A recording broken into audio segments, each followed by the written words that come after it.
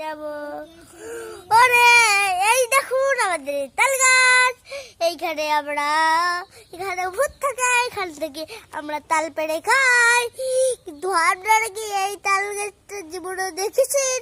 আমি তো জানতাম না, তো দেখলে তো ভালো কথা।